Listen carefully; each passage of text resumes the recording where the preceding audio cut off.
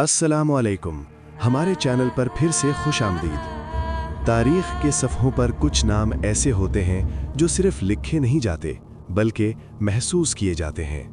سلطان محمد فاتح انہی ناموں میں سے ایک نام ہے۔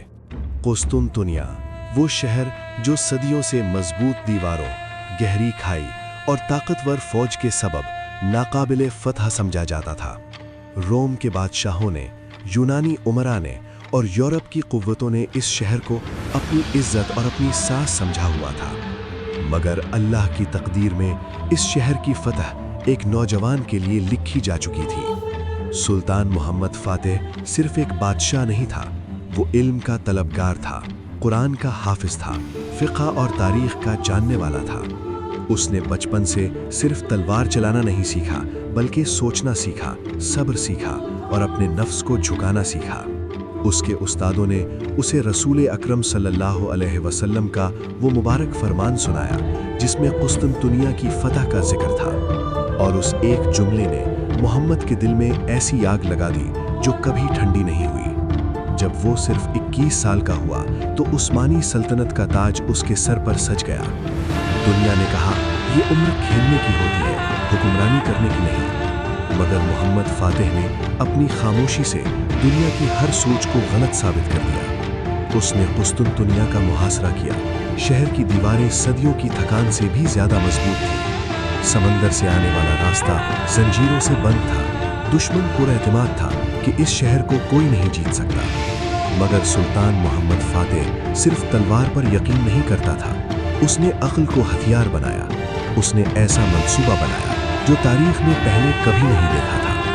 جب اس نے کہا کہ جہاز زمین پر چلائے جائیں گے تو اپنے بھی حیران رہ گئے، مگر محمد فاتح کو یقین تھا کہ جب نیت صاف ہو تو زمین بھی راستہ دے دیتی ہے۔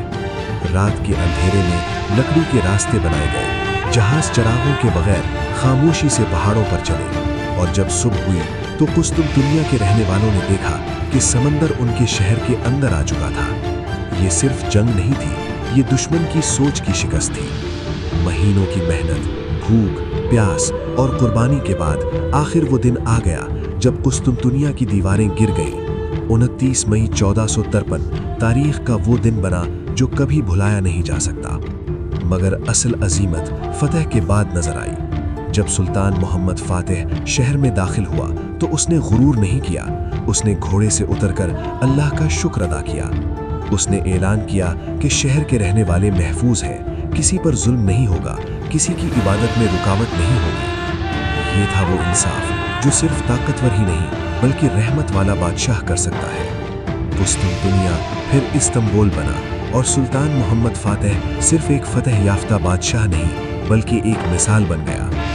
یہ کہانی صرف تاریخ نہیں، یہ پیغام ہے۔ پیغام یہ کہ اگر یقین مضبوط ہو، علم ساتھ ہو اور نیت صاف ہو تو ناممکن صرف ایک لفظ رہ جاتا ہے۔ سلطان محمد فاتح، وہ بادشاہ جس نے صرف شہر نہیں بلکہ تاریخ کا رخ بدل دیا۔